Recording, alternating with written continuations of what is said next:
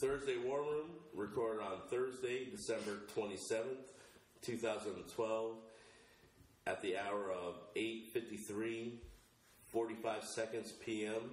Here we go. Good evening and welcome to the Thursday WarRoom. Thank you for joining us. First thing we want to do is wish everybody a late Merry Christmas and a Happy New Year. We hope everybody enjoyed their holiday. We want to wish you a Merry Christmas from the Thursday WarRoom, all the guys here. Hey, we're going to get started. We got a lot to talk about this week. As I do each and every week, I want to introduce the guys that are on the show and work real hard every week. I got Chip to my left. Howdy. Greg to my right. Chip's the man. And I'm Larry B. We want to get started tonight. Like we do each and every week, getting started, we get questions from people that listen to our show, so we want to get started with the question we got this week. And we appreciate those questions. Yes, we do. This week's question is, can J.J. Watt from Houston, Von Miller from Denver, or Aldon Smith from San Fran break Michael Strahan's single-season sack record this year with one game left? You know, Greg, to answer that, 3 weeks ago, I would have said, yeah, I really think they can actually break it, let alone Before tie they play the Jaguars? Yeah, well, the thing was, 3 weeks ago, 4 weeks ago for that matter, you take the J.J. Watt, he was playing lights out, and he still is. But you fall off a little bit, and getting to 22.5 is a tall order. He's lacking what, 2 right now? So can he tie it? They got Indianapolis and Indy this week. Well, let's also look at what Strahan did. Favre took a coverage sack when there was no coverage. So really, we're talking about. But he laid down. If you're actually talking about the record, but to your point, with J.J. Watt, the incredible thing with this guy is that he's also top 10 in pass deflection. So not only is he getting to the quarterback, but he's staying active. But that also tells you that he needs the people around him to actually make the plays. And with everything that they've had going on the last couple of weeks, some of the losses, the long yardage that they've been, getting killed for, I'll tell you what, 2 weeks ago I said, heck yeah, he should get it. But now, I don't know that if the people around him are going to put him in a position to actually be wild and free and get to the quarterback. And for that matter, will he play that much? With them being already secure and in, they probably will leave him in, let him try and get the record. 4.5, 2.5. Is it safe to say Von Miller's out needing 5? Who? Von Miller from Denver. Gone. And Aldon Smith from San Fran needing 3? He missed a couple games though, through injury. So I think they're. Thank God that Aldon Smith. Those other two are not even close, not even worth mentioning. Sorry.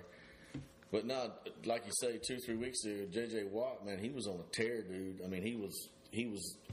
Just, defensive player of the year, he had it in the bag, without a doubt. But he's at Indy this week, and it's not the fact that how long they're going to play him since they're already in, or where they're going to scheme him, how they're going to scheme him, where they're going to put him. Or it's not about the players around him that you keep mentioning, how they're going to be able to free him up. What it's about is what Andrew Luck's going to do. That's what it's about. Well, I hear that. I know he's long. I know he's got length. I know. I get that. He can deflect balls. He can sack. But 2.5 sacks against Luck is good at the position that both teams are in right now, this point in the season. I don't think so, man. But Luck likes to get into space, and when he's in space, he's in J.J. Watt's area. But that's not a sack when he's 10 yards down the field. Right, but when he's moving lateral, he's going to have a real problem because as good as the line is for Andrew Luck, they're not blocking everybody.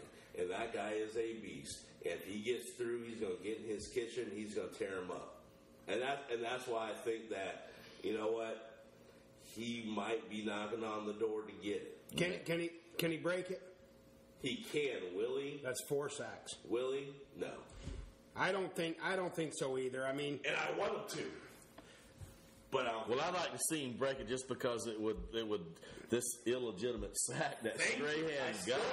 It's like let's get this out. Let's get that out of the way, and in the history books, and let's have a real sack. And if J.J. Watt can do it against Luck and do it, moving him around, scheming him, and actually getting after him and doing it for real, unlike what we saw, who holds the record now, yeah.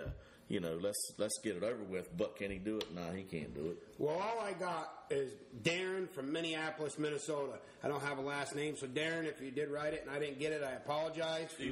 From Minneapolis, Minnesota, we appreciate your question, and we appreciate you listening to the War Room. And we appreciate you being a Christian Ponder, Florida State quarterback fan. Not all of us do that. Well, we don't know. He could be a Giants fan. Who knows? But anyways, moving on to the show, we're going to get into, we've been talking about wanting to talk about NFL rookie updates, rookie of the year, and what do we think about these rookies?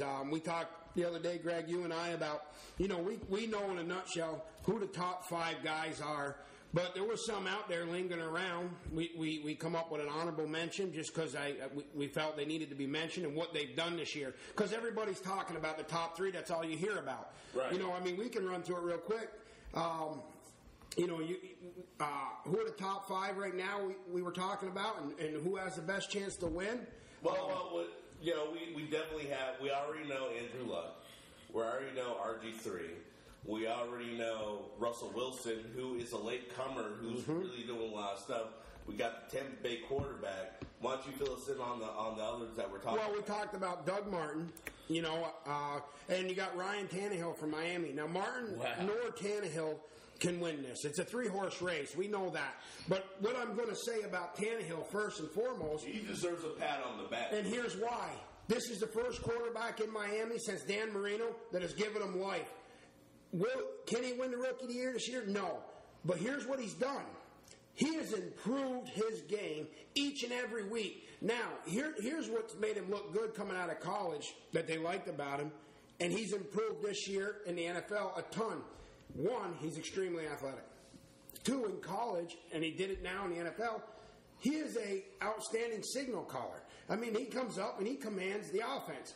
Not only that, but watch him pass the ball around. He has a powerful arm, and he delivers the ball. And that being on the mark in the NFL puts it in tighter holes that gets at the receivers and makes him look better. Where he got drafted, nobody thought that he would actually get there because of the way that he was throwing his passes in the combine. And anybody sitting here right now, I don't think anybody thought that the Miami Dolphins were going to win 5 games with Ryan who? Yeah, just like New England drafted Tom Brady in the last of the 12th round. Well, yeah, I'll tell you what, they have another backup quarterback right now. It's coming right there too. But I'm just saying, you know what? That gets missed. These quarterbacks coming out of college, what gets missed is, obviously he's a heck of an athlete. And they drafted him. These scouts, these guys know what they're doing. They know what they're looking at. And I think sometimes they look for what fits their program. But they look for a bargain too. To Chip's point, it comes down to the scouts. You look at the Kansas City Chiefs, and I read some stat the other day that prior to 2007, they haven't had a quarterback that they drafted win 1 game since the 70s to 2007. They haven't had one quarterback to win the game. So it's, kind of, and a lot of people don't like to talk about it, but everyone talks about, the organizations and stuff like that. I think it's a little bit more prevalent, smaller sports like hockey, maybe even basketball. But when you look at football, not everyone at the GM coach position is great at their job. Well, no, they're not great at getting at evaluating talent. I'm getting back to the scouts thing. But when they're in the position to put the ingredients in the pot and cook it, then they typically, the good ones do good. And that's coaches are scouts. We're all scouts. Well, but that's the scouts. But start to me, I tell you what, man. The value of a good scout is just nobody. You don't know about them. You don't know their names. No one trusted Miami's coaching staff. They didn't trust the organization. Kind of like the Clippers in basketball. No one really trusts the organization. I thought Parcells was going to take care of all that. You know what? He didn't. He put Sperano in place is what he did. And Sperano's gone. He's messing up. Anyway. Before we get on to our top 3, I got a couple guys I want to mention because I feel like we have to. I had said Doug Martin already. Doug Martin, running back for the Tampa Bay Bucks, has had an outstanding year. The last couple weeks he's fallen off a little, but I don't think they've used him like they did in the beginning. He hasn't been getting as many carries, and they got Freeman throwing. He's running for his life. They got him throwing the ball over the field. They also might be in a spot where they're not trying to beat him down to the ground. And let's don't beat your quarterback in the ground either, though. Well, what's the biggest thing we've seen about Martin this year?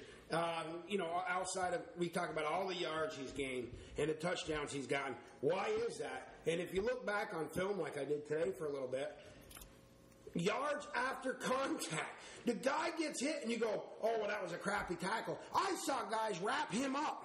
If they were powerful enough to wrap him up and hold him, he carried him down the field. He carried him down the field with him and gained 3-4 more yards. That is huge on third downs. That is great. Before we get into the top three, there's a couple I want to mention real quick. Trent Richardson from Cleveland. Wasn't he dead 4 weeks ago? And then all of a sudden he's the man? Yeah, and why is that? Well, yeah, because he was injured. He was hurt. He's been injured all year. Yeah, also because of coaching. Right. All year. But here's what Cleveland has to say about Trent Richardson outside of his power running game and his ability to run the ball inside or out is his blitz blocking. Yep. They're saying he's one of the best backs at picking up the blitz, and because of his size and power, he's stopping people. That's why. That's big. Yes, it's very big. You look at Trent Richardson. When I see him, I think Marion Barber. I think about him right away. Trent Richardson makes me forget all about Marion Barber. By the way, but here's the deal: who would you rather have run the ball? Trent? Yes. Or Trent's got a little fumble issue, but Marion Barber's a great running back. He's a beast. He's huge. Steven Jackson's huge too. Right. I mean, there's some big backs up there, but the thing of it is Trent Richardson plays for the Browns. And when Barber was doing, some of his handiwork, it was with the Cowboys. Yeah. Right. So you got to kind of figure that in too. And when they got rid of him, Tashard Choice came in and he looked kind of viable for a little bit. Well, the last two I want to say real quick, and I'll just say something real quick about him before we get on to the top three. I want to talk about Matt Kalil. Matt Kalil plays for the Minnesota Vikings. He's a left tackle. Here's what impressed me about him the most. I didn't know this till I read about him. I've watched him play. And these are great numbers. 90% of Adrian Peterson's runs have been to the left side of the line. He is an outstanding rush blocker. He has not been called this year one time for a holding penalty. Not one time this year for a false start.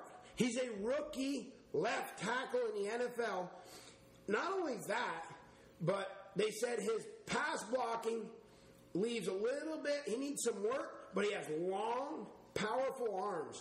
And he can stop people with his little inability, things he's missing in the pass rush. His arms and his power make up for it. But they said his rush blocking is second to none. And when you take a guy like Adrian Peterson, who just come from reconstructive surgery on his knee, and you go, you know what?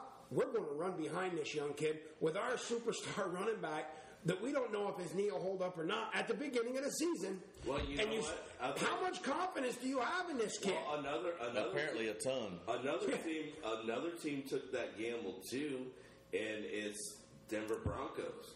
Yeah. Peyton Manning is top 5 in terms of least sack quarterbacks. Yeah. That's important. Well, you just put the emphasis on the line and said, look, we cannot have this guy get touched. Yeah. You got to be the best thing on the team. You know what? The thing of it is, no matter what level you're at, which is an age-old thing that we all know, is that the game is won, obviously, where?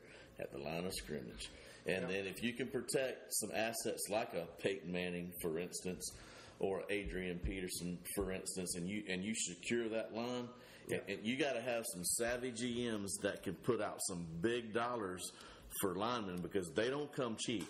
Yeah. They're not cheap. And obviously your star running back, star quarterback, or both on the same team are not cheap. So you have got to be able to, and going back to my point earlier, you have got to be able to evaluate talent for a bargain. So you shop these smaller colleges. You don't have to go to the SECs. You don't have to go to the Big Tens. When's the last time you shop you ever around for the smaller colleges that where these players are at, and they got the ability to play just as well. It's just maybe location. They didn't want to leave home, academics, whatever it may be. That's where the value of a scout is worth.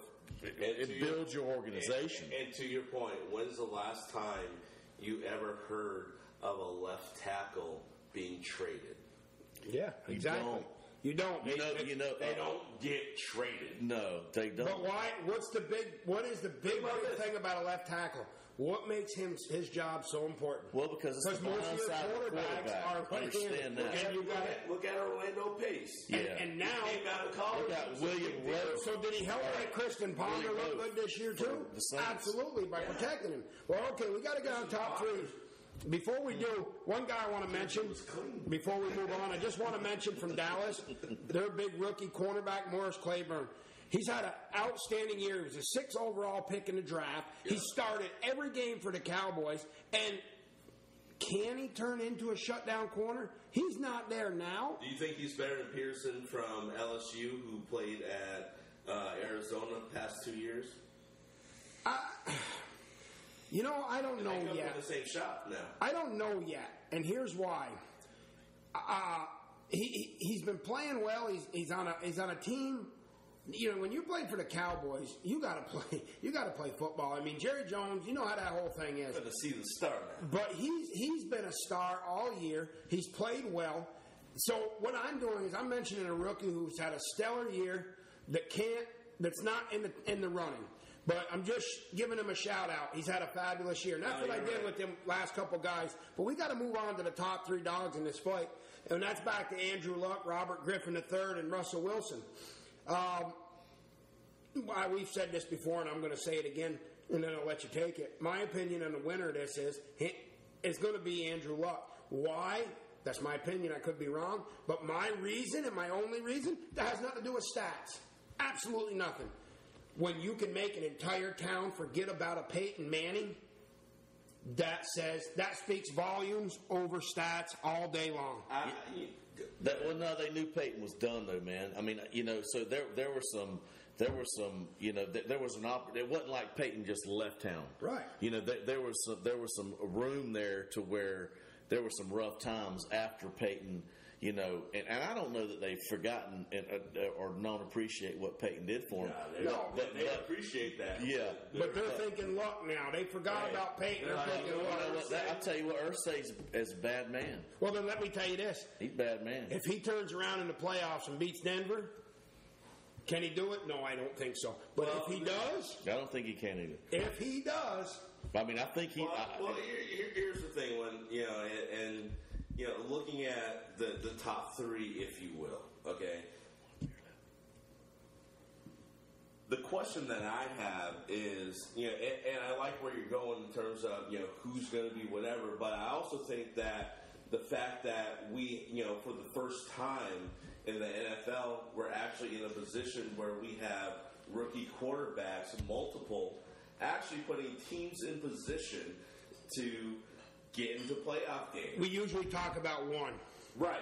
Maybe one. And I'll tell you what. We talked about 4 out of our top 5. If everything were to go as it is, then we would be looking at the muscle hamster as the freaking man. Yeah. Because typically quarterbacks, rookies, do not do well. But the fact that we look at RG3 where he has the lowest, again, not getting into the stats, but he has the lowest interception rate. We look at Andrew Luck, who's pioneering a franchise, like you said, got rid of the thought of Peyton Manning. And then you got Russell Wilson, which everyone's still reluctant to give a lot of credit to because he's under 6 foot tall. But he's doing a lot of things. He's winning. He's expanding the playbook. You almost have to open up the Rookie of the Year to... how are you impacting the franchise? Man, it's not just numbers anymore because you got more than one person doing it. Now it's about how are you impacting the franchise, and I really believe that when you're talking about Rookie of the Year, it's going to come down to who wins more. Now I understand that they cut it off at the end, but that still resonates with people. But you know what? Over the past 2 weeks, or and before, we brought up a discussion a few weeks back. I was in. Obviously, I was in. I didn't know Griffin or Luck. I mean, I was in Luck's camp, and you know what? I'll tell you what, Russell Wilson, man, he is. Between those three, I really don't know right now, man. It is so hard to form an opinion. Right now, I think Seattle's my pick in the NFC. Seattle are some bad boys. He hasn't been as flashy as the other two, and that could hurt him. But stats, if you look at stats, all three of them are close. And he's on late. Yeah. Yeah, exactly. For us, and that for us, Coast, that, right? I mean that I which that accounts, but it's sort of. I mean, sort of. Well, there's a lot of there's a lot of decision making on the East Coast. I mean, that's so. And don't get me wrong.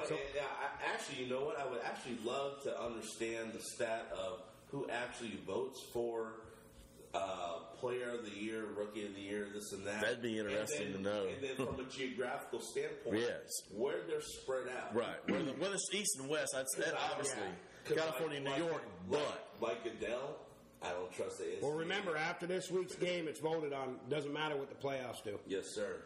They vote on it after this week's game. Rookie of the Year after the last game of the season. Yes. And that's why I think it comes down to a boat race of who has the best record. Because now I think it's not about what you did. I think because if you best record, Griffin's in the third spot.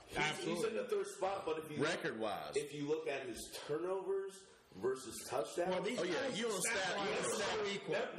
No. You want to stat them off. RG3 and Luck are close. No, not on rushing yards and not on turnovers. No, because obviously he don't rush. But when they come down to, you know what? When it comes down to actually, I said it before, commanding the offense, getting out there, Luck is really close to being a Peyton Manning. He really is. He's very good. And we haven't seen that in a long time.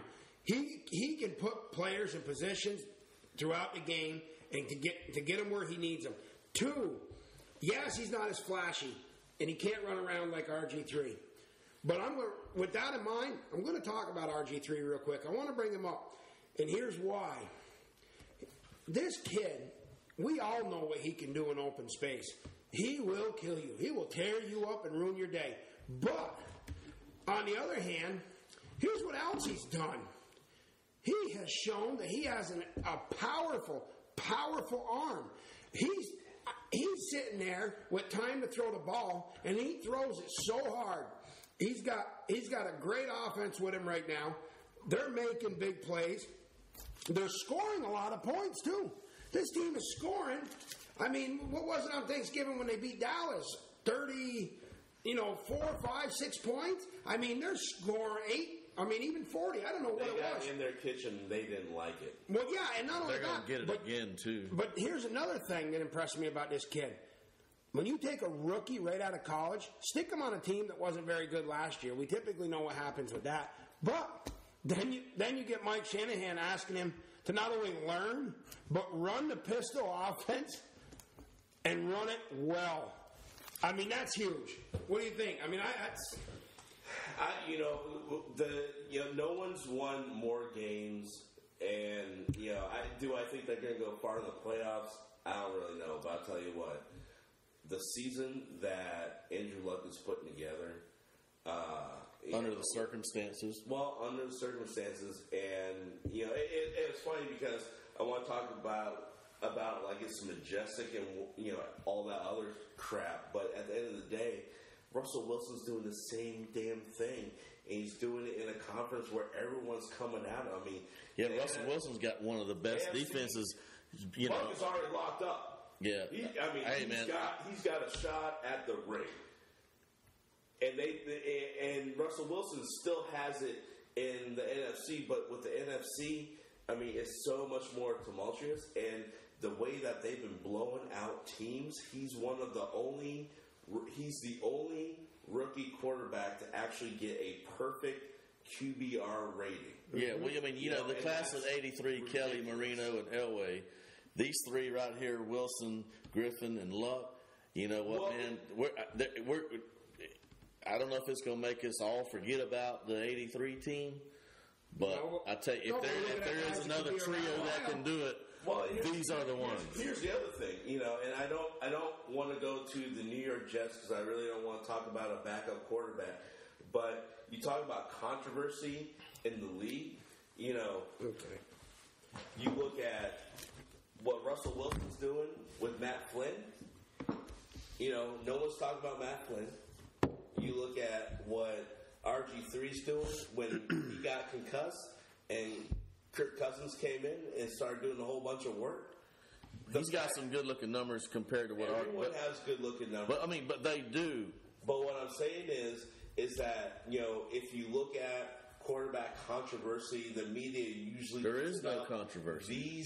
And that's my point. These rookies there is no have been controversy. able to settle it down with their play so that no one's really talking about how tumultuous it could be or how bad it is for but they can't because that's the beauty of it. Before we go on, I wasn't going to do this. I said I was not going to do this. I haven't informed you guys of this, but I have to do it now that you brought up the Jets because I can't stand it anymore. I want to tell you something, and I mean this. And I hope anybody from the Jets organization is listening. Sorry, folks. All this crap that goes on with Tim Tebow, okay? First of all, yes, Tim Tebow screwed up with the comment he made. Because it's a team sport, he's there for his teammates, okay? First and foremost, not the coach, not the organization. He's human. He made a mistake. We want to talk about mistakes. We got murders. We got drug addicts. We got everything else. He said, I don't want to run into a brick wall that's going to be there and get hurt. You already wanted to trade me. You already said I'm gone. Big deal. First and foremost, he came there as a backup quarterback to Sanchez. We go, oh, Sanchez is terrible. How's he terrible? When he comes off the field, his entire back is green. And I'm not talking about their Jets colors. They wear white uniforms a lot. 2, he's been hurt how many times? Then they go, you know what? We're not using you, Tebow. We're going to put McElroy in. First game, what's happened to McElroy? Concussion. They can't block for these quarterbacks. They can't do nothing. They took this kid, Tebow. I'm not sticking up for Tebow, but I'm making a point. They took this kid. They said, this is what we're going to do with you. Come to the Jets, blah, blah, blah. And they haven't used him. They haven't even tried to use him. They haven't given him a chance. 15 to 20 plays. The embarrassment, here's my point, and I'm going to make it real quick. Here's my point. The New York Jets have a lousy organization. The New York Jets have a lousy coach. Ryan, go back to being a coordinator on defense because you're a lousy head coach. Top down. Everything that they've done in the last couple weeks, in the last couple years, hard knocks, on TV all the time, they've been an embarrassment. They've been, you know what? I'm going to say this. I was born and raised in New York all my life. I'm a Giants fan. I'm not speaking from being a Giants fan. You have humiliated and embarrassed the city and the state of New York. Do like everybody else does when you can't take it anymore. Get out of MetLife Stadium. Get out of New York. What do all the teams do when they leave their stadiums or the city loses a team? They don't go out west. Put your cowboy hat on. Chuck wagon. Yeah, round them up. Get out there. We don't want you no more. We're sick of you. You are an embarrassment. You don't belong there no more. I'm tired of the organization, and I'm tired of Rex Ryan. You know what? If that's the way you're going to handle things, and that's what you're going to put on TV every day, I sit down here in Florida, and I'm embarrassed each and every time this comes up. Not just from the Tebow thing, but this has been going on, and all the Tebow thing did was bring it to a head. Get out of New York. We don't want you no more. Look at the Fireman Joe, or whatever his name was, the leader of the Jets. You know what I mean? And he sits in the stands. He gave up. He quit. He retired. How bad is it? Get him out of there. The only thing that will add to what Larry said is, one, I don't think Tebow got treated correctly. I'm a Florida State fan. He destroyed my team multiple times, so I have no reason to protect him. But you did the boy wrong. And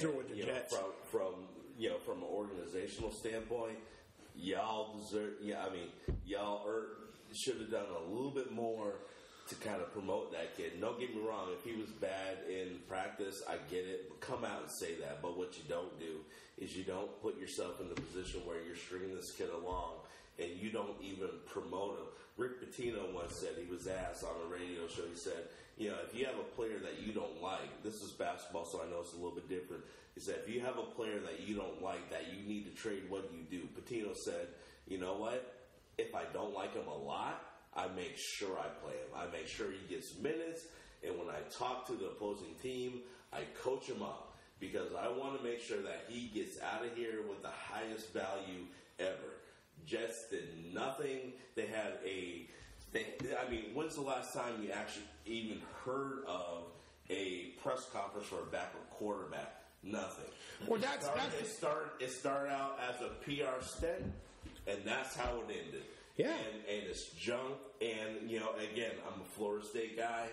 I don't really like what Tebow did to my teams, but at the same time, this guy deserves a little bit more. Not because he's Christian, not because he's whatever, because he's a winner. You promised him something, you didn't deliver. He's a winner. And that guy is right. The point is, you were in a mess. You knew you were in a mess. From the time you started this hard knocks crap, your organization has gone down the toilet. You brought Tebow in. You know why you brought him in. He's a PR superstar. And then you do this with him? You didn't even use him correctly.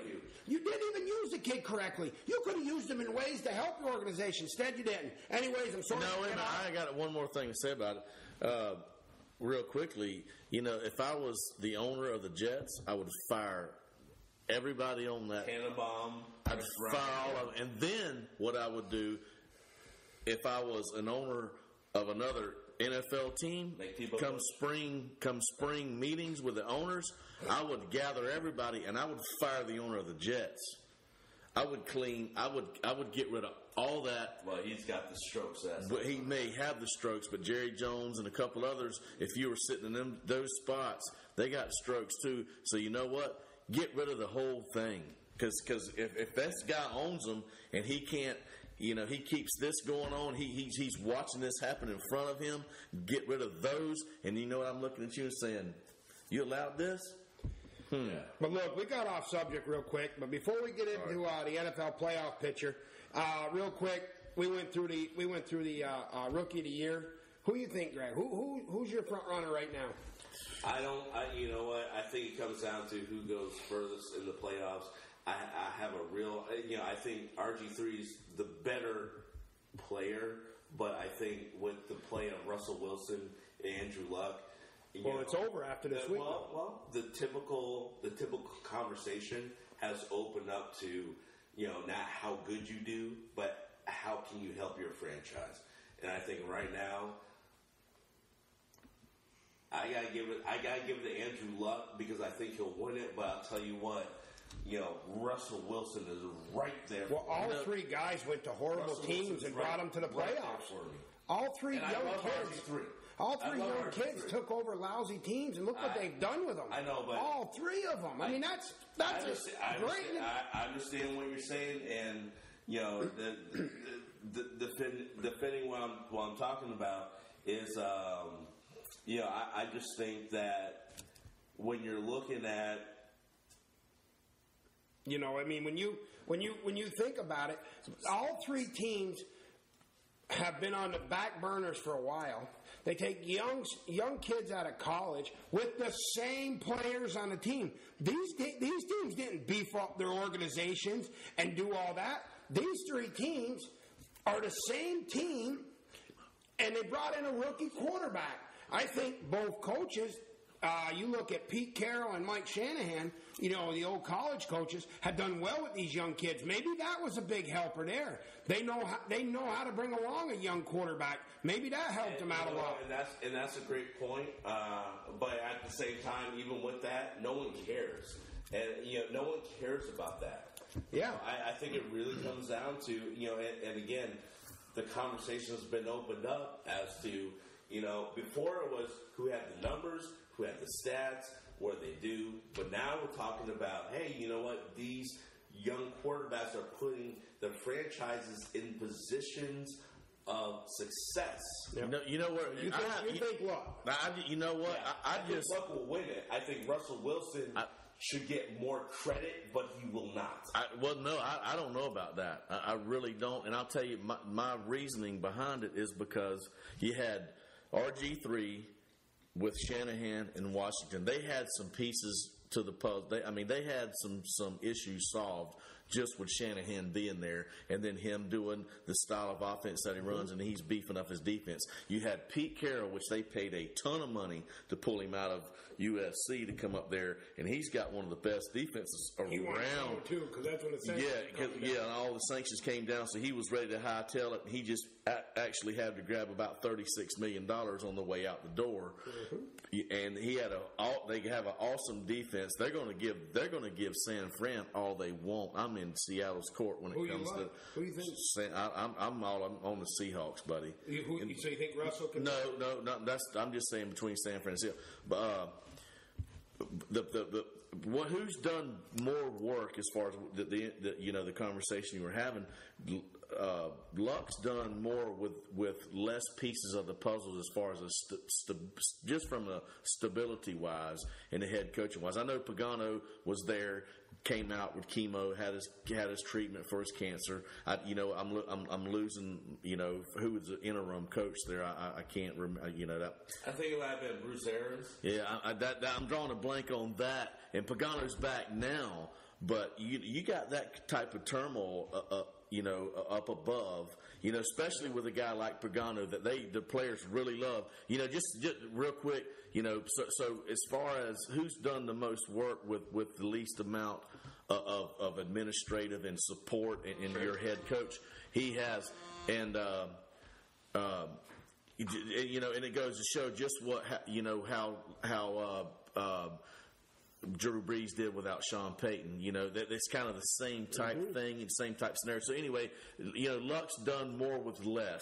Numbers are probably in the same ballpark with all three. No one cannot look at 1-15 and now they're 10 and X. Yeah, with the same players. With all three teams, though. They have little bits here and there, but not enough to say. Right, but at the same time, when you look at Washington, I mean, they have a reputation with Schneider of buying players and buying big name talent. I mean, they signed. They're 10-5. Right. They could be 11. Right, but prior to that, what were they? 1-15. No. That was the Colts. I'm talking about the Redskins. Oh yeah. The Redskins have been buying talent and have been marginal at best. Everyone gave them, so much crap for going up into the draft early with RG3. And the way, I'll tell you what, and one of the most telling stats, and trust me when I say this, I don't think RG3 needs to be the third in the class because he's only thrown 6 interceptions. He has about 300 more running yards than any other quarterbacks. But I'll tell you what Russell Wilson and what Andrew Luck. I'm afraid that's where he's at, and he's one. And I still think he's got more talent. He's the most talented out of all three. I think he's going to finish third. I think he's a better player. But at the end of the day, the way Russell Wilson, the way he beat out Matt Flynn, and the way Andrew Luck has played. Even though he has a very high interception rate, you know what? They put the franchise at a higher place. And I think for the first time, since '83, we're actually talking about those guys bettering the franchise. And I think that's what opens up the conversation. And Elway's decision paid off, by the way. Remember this about Russell Wilson, just a little tidbit on him? Looks like a freaking genius. Just a little tidbit on Russell Wilson getting ready to go into the playoffs. I'll run this by you. He's beat Green Bay and New England this year. Just so you. That's a short list. You know what I mean? So, anyways, moving on. We want to talk about real quick the NFL playoff picture. What we're going to talk about real quick is who still needs to win to get in. We already know the AFC is set. That's set and done. All that's left to come up with in the AFC is who's playing where. Real quick, we know right at the top of that list, the Houston Texans at 12-3. I mean, they had an opportunity last week against Minnesota to clinch home field advantage, and they lost. They still have it this week against the 10-5 Colts. They win, they clinch home field. That's going to be a great game. Right now, you got number 2 in the AFC is the Denver Broncos at 12-3. They still have a shot at home field advantage. And guess what? They're playing Kansas City this week, Greg. But they also need Houston to lose. So, they might get a win, and Houston wins. They're still going to be second. Let me cut you off right there. I know you're in the middle of the thing, and I'll only take a minute. with Denver, look, they're going to beat Kansas City. Oh, absolutely. And no one trusts the Texans at this point. I mean, the way that they've gone belly up like a turtle, all 4 legs in the air, talking about pet my belly and everything like that. No one trusts them at this point, but go ahead. Well, I mean, that does a lot if you turn around and get Denver with home field advantage throughout, and you got to go to Mile High in January and play. Well, but here's that's the thing. big. It's big, but, I still, and I was one of these guys that said there's no way that Peyton Manning is going to go to Denver because the dude's played in the dome all his stuff. Yeah. He's not going to go into Mile High. No, don't get me wrong. He's gone into New England and won. Yep. I mean, he's been in Atlanta and won. He's been in Cincinnati when it's been cold. Yep. Baltimore the same. All of it. So I know the cat can play out in the woods. Mm-hmm. But from a home field advantage, I honestly did not think that he would be able to get his team in a position where home field advantage would be an advantage. Well, it's not simply because he played in the dome or because, I mean, he played at Tennessee. It gets cold in Tennessee, so he was used to that. He's a professional quarterback. Yeah. Well, here's the thing you need to know. If them two teams end up with the same identical record and it comes down to a tiebreaker, Houston wins a tiebreaker because in week 3, Houston beat Denver 31-25. All right, in the wild card race in the AFC, it's set, it's done. And I can tell you right now what the games are going into, not this weekend, but next weekend. The 6th seed is Cincinnati. They're going to play the 3rd seed, which is New England. That's set and done. Cincinnati clinched the wild card spot last week by beating Pittsburgh. The other wild card game in the AFC, you got number 5, Indianapolis Colts, playing the number 4 Baltimore Ravens. There's a nice game to look at. Well, let me ask you. The Ravens clinched last week with a big win over the Giants. Well, let me ask you this, Larry, about the first game with Cincinnati. You think they even scared New England? No, I don't think you scared New England. Well, let me ask you. You got Andy Dalton. No, I think you got a little bit of running game in. I'll tell you what. I haven't seen anybody stop AJ Green this year. I think somebody better. I think I know New England better pay attention. Those are some nice pieces, but do you think now personally? And I'm a New England fan, so from a homer standpoint, ain't no way. But do you, from a New York Giants fan, I almost said Jets, sorry, but from a New York Giants fan, do you think that Cincinnati has a chance, or do you think that they're just going and blowing it over? But if New England plays like New England can play, and they are in New England, I mean, you look at them the last couple of weeks, what have the scores been? New England's sit. And you know what New England's done? I said this last week, I'll say it again, that they don't never do? They're playing defense. Thank you. They're playing defense. So you're going to take a team that can score 50 points in a game, and now they can play. New England's old strategy was, we have no defense, so go ahead and score. We don't care. We'll let you do it real quick because we're going to come back out and score. It was a track meet. Let's see who has the most points at the end of the game, and we'll see who wins. New England always did it. Do you think Baltimore bellies up? Hey, they played a great football game last week. I know they did, but they haven't been consistent. You know what? In Baltimore, from week to week, they've had injuries. Listen, Indy's coming off of Houston. Then they're going into Baltimore for a wild card game. That's taxing. That's a lot. Pagano's back. You know what? And when it comes down to it, I bet on everything. I would take Indianapolis in that game. I think they're going to be the underdog, but there's a tough game to call. I can't call it. And that's why I asked you. So I'm going to ask you real quick before we move on: who looks best in the AFC playoffs right now to you? Well, I can tell you right now, if I'm the Broncos, I feel a lot better about playing the Chiefs if I'm New England and playing Cincy. I can tell you that. I will. I think it comes. If it comes down to I think the leaders. I think the Colts will push. I think Baltimore really wants to get it, but at the end of the day, I don't think Flacco gets it done.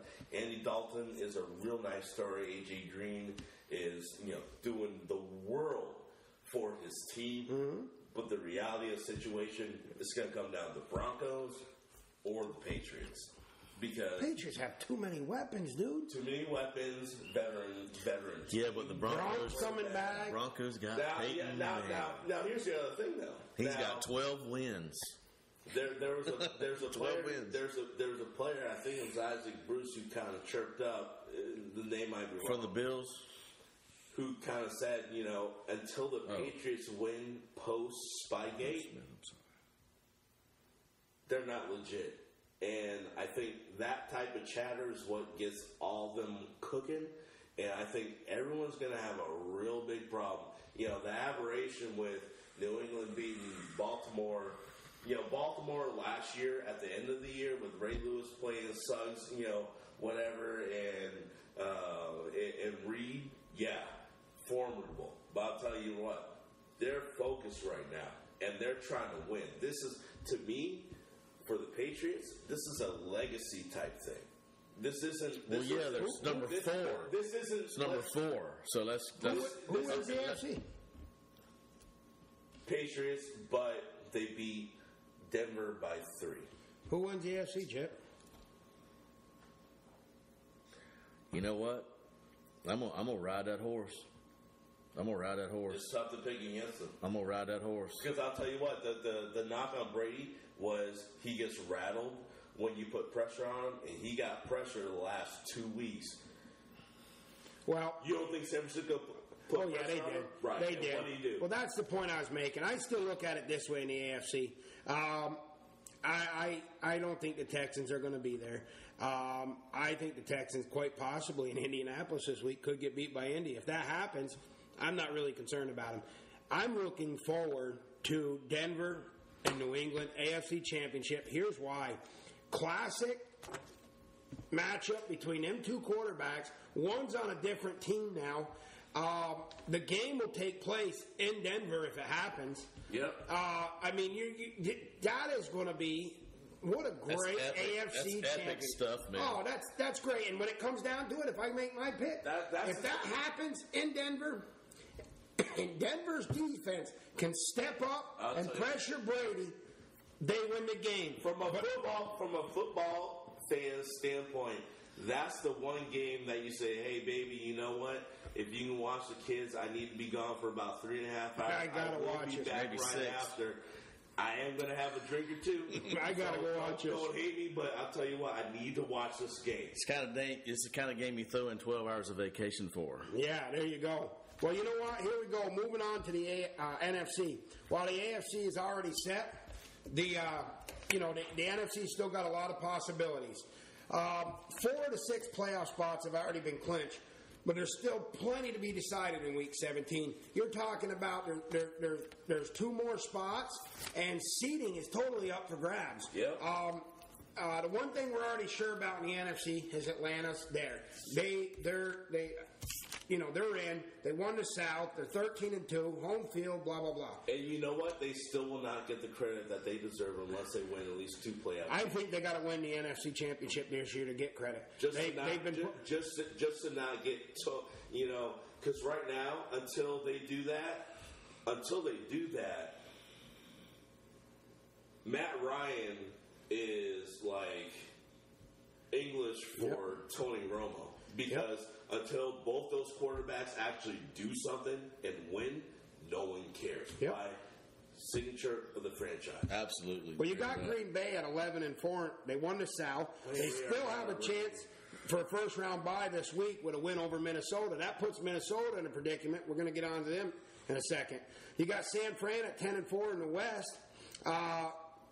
They got to beat Arizona to clinch the West. They haven't done it yet because I tell you now they're gonna be Arizona, but no one. I'll tell you what, just like the Texans, and don't get me wrong, they got firepower. I get it, but just like the Texans, no one trusts them. No, right now. There's something wrong with that team, and they're not going to win. They're going to go to Seattle at some point. Let me ask you this: run down the next 3, and then let's talk about who trusts anybody in the NFC. Well, real quick, we know about Washington and Dallas' situation at 9-6 in the East. Winner wins the East, losers out. You're not even getting a wild card. We also got Seattle sitting there. They've already clinched a wild card spot at 10-5. They got a chance to win the West. Can they? No, I don't think San Fran's going to lose to Arizona. But they already clinched a wild card spot. Minnesota's sitting there, the second wild card spot right now at 9-6. They're playing Green Bay. They lose, they're out. They lose, they're out. Let me ask you this: there's no other scenario for them. Do you think that? I mean, regardless if they and one thing that we haven't talked about is the fact that Adrian Peterson needs about 204 yards to break Dickerson's record. But regardless of that, do you think that with that type of attack that they have to come with, because Christian Ponder, Florida State quarterback, like them all the same, he's not getting it done from a professional standpoint of moving the team down the field. Do you think that Minnesota can realistically upset Green Bay? No, because Green Bay's fighting for home field. So Green Bay's out. So Minnesota's out. I mean, yeah, right. And then that with Minnesota out, who does that plug in right away? Chicago. Chicago gets plugged in right away. You don't trust them, though. You don't trust them. They need to beat the Lions in Detroit. Okay, hold up a minute, because we're talking about this now. Chicago needs to beat the Lions, and Minnesota lose to Green Bay for Chicago to be in. Well, Minnesota's going to lose. But don't mess around with the Lions and go in there, and you know how counterfeit Cutler is. No. I'm telling you right now. He's going to pull But this brings up new scenarios. If Minnesota loses and Chicago loses, I'm just using this scenario, who's in? And Dallas beats Washington. Dallas would win the East, but that right there would put the Giants in. The Giants are on a lifeline because they have to beat Philadelphia. It's a lifeline. So they're backing in uphill there. Oh, there's no doubt about it. But here's the thing: Chicago. I'm telling you, the Lions have a legitimate chance to beat Chicago in Detroit. Don't think they don't. There's nothing else for them to play for. Detroit's going to come out and play their tail off. Man. Same with Minnesota. They're going to play the best they can, but with Green Bay fighting for home field, nah. Green Bay wins that game. So that leaves Dallas and Washington to win the East. Losers out. We know what happened to Dallas on Thanksgiving Day. Based on the scenario you put ahead, yes, it comes down to that, because Washington can lose and still get in with a Minnesota loss, and it's either Texans or someone else lost. So from that standpoint, not Texans. You're talking about Chicago. Chicago, yeah. I don't trust Chicago. I don't think they have their pieces in place. I think that they're kind of like out. Minnesota, I like them. You like that quarterback. Here's I want to like that. Yeah, I know. Here's what's going to hurt the Giants. From a professional football standpoint, I don't think they get it. And I'm the same way with Tebow from a professional football standpoint. Tebow just ain't doing it. But go ahead. Here's what's going to kill the Giants. Sorry. Chicago can lose to the Lions. We know that. Minnesota's going to lose to Green Bay. But I don't think Dallas can beat Washington. I don't either. And that has to happen.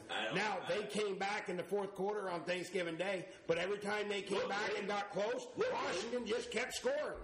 So, here's the thing. RG3 is pissed off, and I will trust a rookie RG3 based on the numbers that he put up, the interceptions that he didn't throw against a Tony Promo 9 years in, not knowing what the going on. Yeah, I will trust him against Romo all day long, twice on Sunday. If they play on Monday, 3 times. There's no question about that. Absolutely not. But there's a lot of scenarios and a lot of breakdowns left in the NFC. We're going to know at the end of this week who's what. We're looking at some great, and here's something to look forward to in the NFC. I've said this before the show started, and I'm looking forward to it if my Giants don't make it. Washington wins the East. They play Seattle in the first wild card game. What a great game. That's going to be one exciting. And I'll tell you what, don't think for a minute the NFC champion can't come out of that game. I'll tell you what, fans, we watch a lot, we watch some games together, but I'll tell you what, we will be watching that game. We need you guys to watch it too, because we're going to talk about it ad nauseum. Oh, yeah. And that's going to be a great game for all of us to get into. And Greg, we just put together for the show a quick upcoming, we got the bowl games all coming up this weekend. There's a mess of them coming up. And we just did a breakdown real quick of what we like, what we thought we liked. And jump in as we want to go. But I was talking first tonight, we got the Holiday Bowl tonight.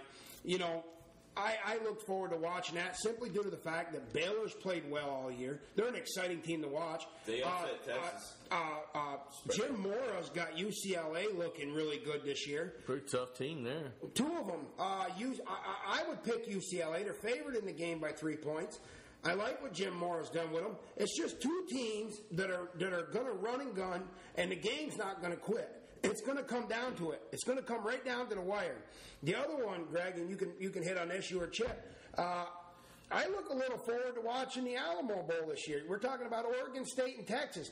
At first I didn't think I was going to like that, but they're pretty evenly matched. And you know, we had our little fit about the BCS and everything going on with it before, but their job is to put the two best teams in college football together in a national championship. They got a system for the bowl games. Thugs that are running the whole system. Let's not forget that. I know that, but I think don't even start on when that. you looked at what they put together for bowl games this year, there are a few that are exciting. Look at the Chick-fil-A Bowl. How do you feel about that? Clemson and LSU. I think advantage goes LSU, but Clemson's looked good all year. That's an interesting game. Here's the thing: if I'm, the fact that we're more talking about days in the bowls as opposed to actual games, I'll do a quick rundown. First, when we're talking about Texas and Oregon State, you know what? Texas has not been a team that anyone can really trust. Oregon State, you know what they've been doing. You know they're still getting recruits, and you know what? Guess what? They're recruiting against Oregon, and I think a lot of people, back in the day, even right now, thinking that we can probably get by with recruiting local. Not the case anymore, especially with the bowl movement, with the conference realignment, all that stuff. It's wide open. Now, does that mean that Texas fails? I don't know, but I'll tell you what. Matt Brown's job is not in question right now. If he loses, when he loses, assuming that he does, he's got a big problem. Yeah. Well, you and I talked the other day. I had no interest in the Outback Bowl this year, none whatsoever. Michigan versus South Carolina, I really could care less. I'll watch it now. Why? Where's Denard Robinson going to play? What were we talking about? Cornerback? He's either going to play corner, he's going to play running back, he's going to be a wide receiver, blah blah blah. It almost reminds me of what Florida State baseball did with Buster Posey and played them in every 9 innings just to get a record. And I'm not saying that that's what they're doing, but I'll tell you what. They need people. The Big Ten's in the spot right now. They have the Big Ten Network, and I get it, and everything like that. But they're in a spot right now where they need more eyes on them, and they're doing anything they can to get that. I mean, you see Ohio State; they went 12-0, but they're not getting any accolades. But they're doing things locally to kind of garner. Hey, look at us, and then you also have Michigan State. You got some good quality players there. Yep, but, absolutely. Are they going to be able to garner the attention? From a Southern standpoint, you look at Florida State playing Northern Illinois. You look at Florida playing Louisville. Which we're going to touch on that in a minute. You know what? That's them thugs up there making decisions that I just don't trust, man. Where we kind of put them together. But my point is that the bowls that aren't that. What are you really doing? And that's why I don't trust these teams. What about the Capital One Bowl, Chip? Nebraska and Georgia. Okay, I know everybody thinks Georgia. Yeah, I think they win too. But news out yesterday, their big nose tackle, Jenkins, academically ineligible. Does that hurt him? Them easily. Easily? Georgia manhandles them boys. They got turned upside down by freaking Wisconsin. Who's going to get all into Sanford? Well, let's not forget. Yeah, right. What about the Rose Bowl? Is that interesting to you? Wisconsin and Stanford. I think that could be one of the better games we watch. I think the only other game that's going to be better than that are two, and that's going to be actually maybe three. Well, I think LSU Clemson's going under the radar. I think Alabama Notre Dame, and then I think that the big one that everyone's missing that I missed the first 2 weeks that the Bulls came out. No. Texas A&M. And Oklahoma, that's my favorite one.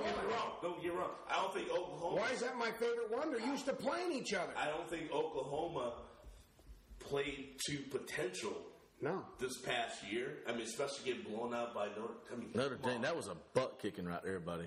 I watched that. You know what? There was, like we talked before, there was no penalties. But it's like, and they held them no penalties. Notre Dame had no penalties, and they held them to a negative 15-yard But rushing. it's like Florida State, Oregon State, Texas A&M, where you can throw everything out the window. They got recruited against each other. They know. I mean, half the team knows who the other team is, and they've watched tape on. Yeah, over and over and over. And Texas A&M's only been out of the Big 12 for a year. No. Now I think Johnny Manziel's going to be. Yeah, Johnny Manziel's going to be the big factor in that game. Who wins the game? Who wins the game? I hope he doesn't have a Heisman hangover, which we've seen how many times. How many times have we seen the Heisman hangover? I think A&M's supposed to win the game. Football's back pocket. Now, we also brought up, here's what I got to say about the Sugar Bowl, and I can make it short. The only reason I watch a game is because Florida, when they're put into a big game, has played well. If Florida plays Louisville like they played Florida State, I'll call blowout. But Charlie Strong knows. He knows this. Prepare that team, Charlie, because you know what you're coming into. You've been there. You understand it.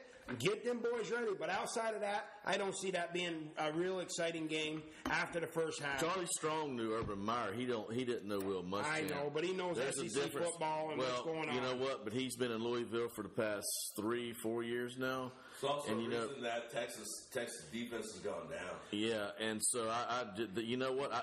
That is, if I could watch one game, that would be my game to watch, obviously. Yeah. But you know what? I tell you what.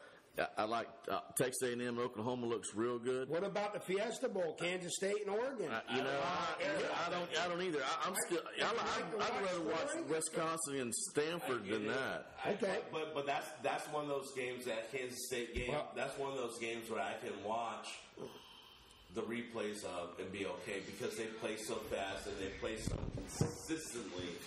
That's one of those things that I can always just catch up on and watch. And don't get me wrong, I probably love it, but with everyone having limited time, right? That's not one of those games where I'm going to say, hey, baby, you know what? I got to watch this game. To watch. Well, we're not going to touch on a national championship because next week we're going into that, so we're going to leave that alone. But what I want to do before we end our show tonight, we want to get into our slam dunk segment. All right, in our slam dunk segment, real quick tonight, just something big in the NBA just happened today. We want to talk about Avery Johnson. First, absolutely unbelievable. Well, we know he came from San Antonio. He had an outstanding career with San Antonio. He got fired today. Okay, the bad side to that, 60 and 116. They say lackluster in the team. Players don't trust in him. They're not feeling him. In October and November, this guy went 11-4, and I believe he said he was the coach of the month. In October and November? Yeah, the basic line is that, in October and November, based on the fact of them moving from New Jersey to Brooklyn with all the fanfare and everything like that, they went 11-4.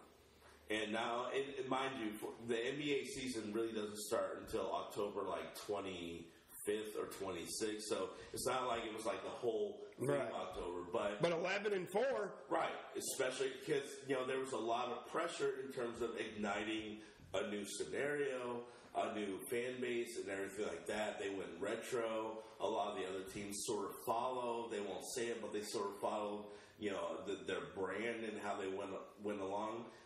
Avery Johnson, NBA champion. Avery Johnson did a lot of work with the Spurs. He followed under Popovich.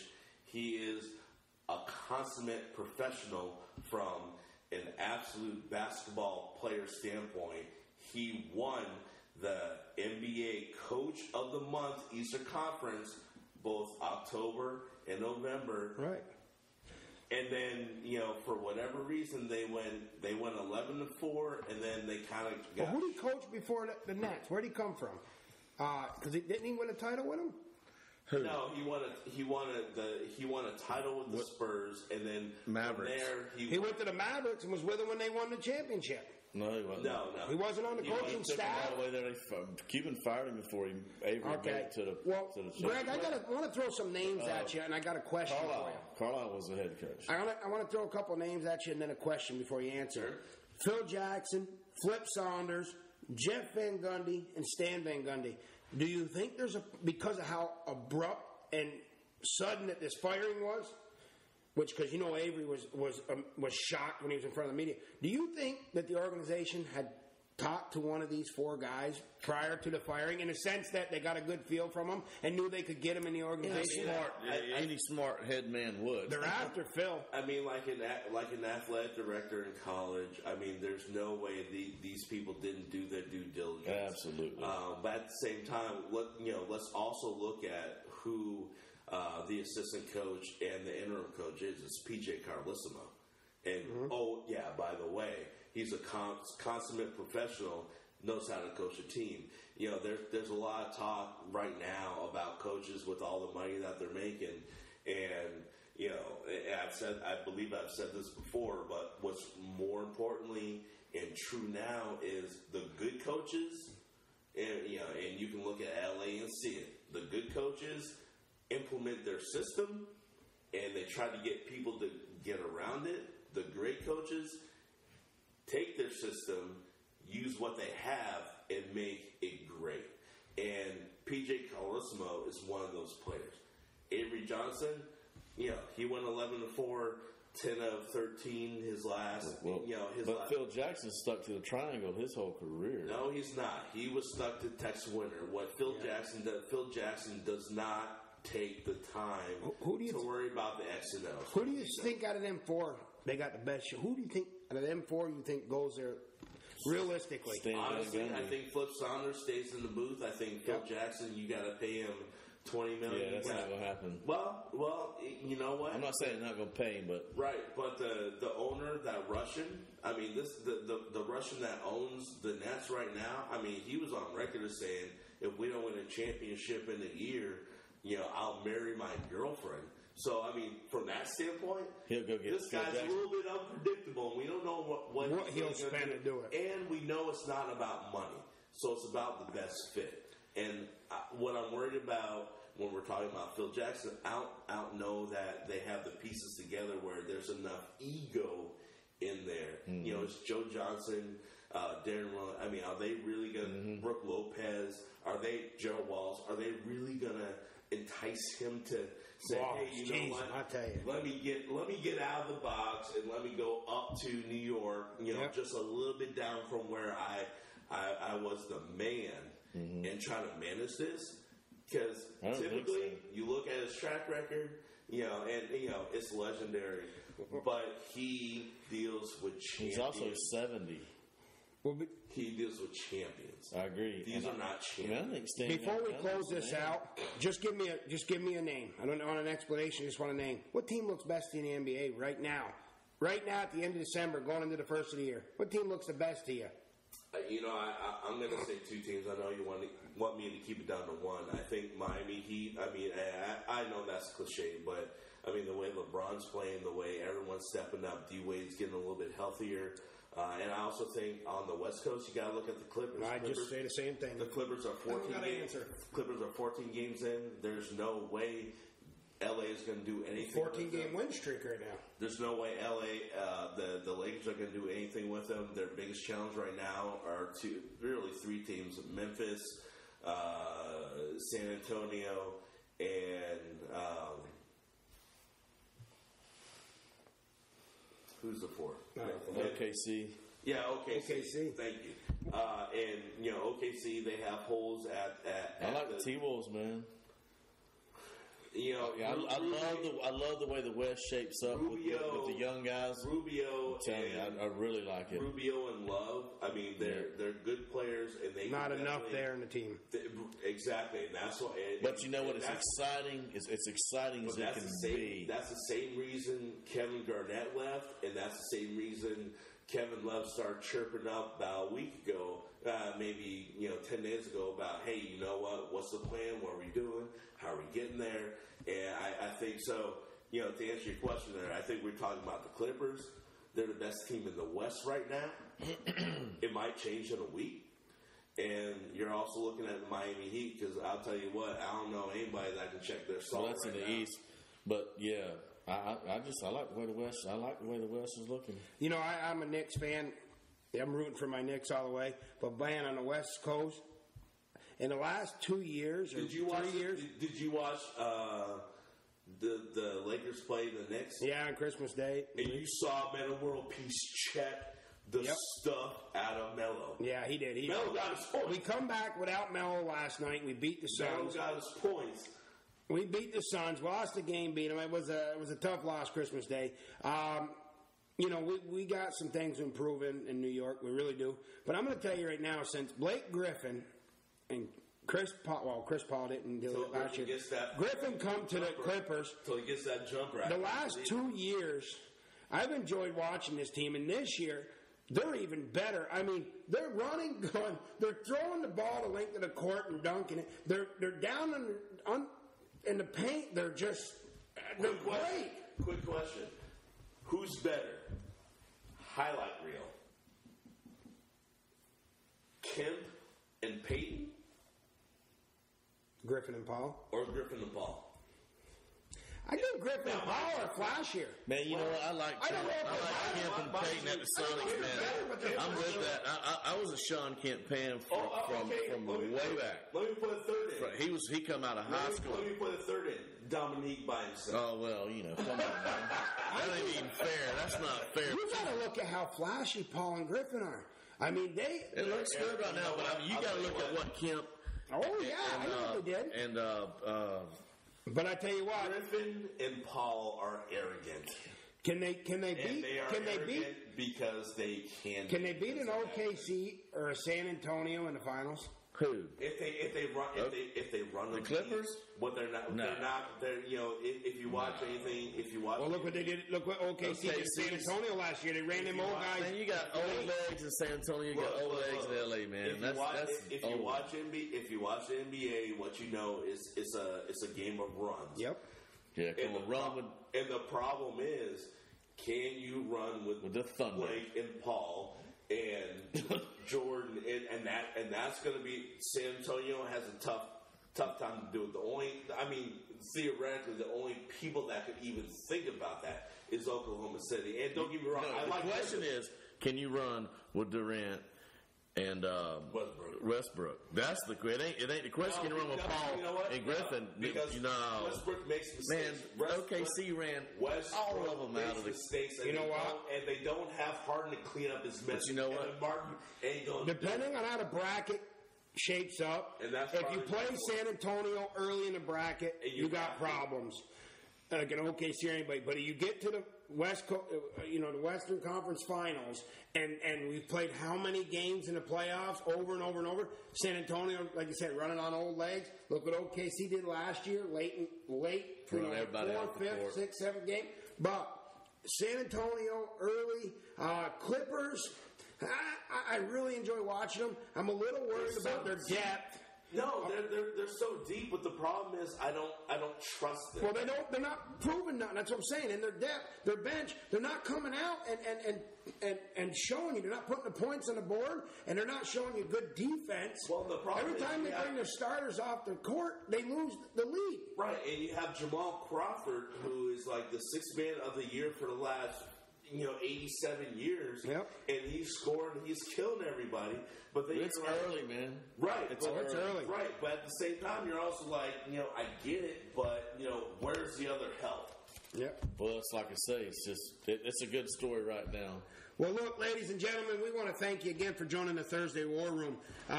We enjoyed spending our evening with you tonight. We hope you enjoyed this show.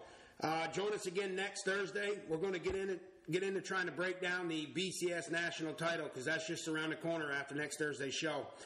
It'll be that following Tuesday. It's the 7th, I believe. So we're looking forward to next week's show, and we hope you are too. Thank you very much.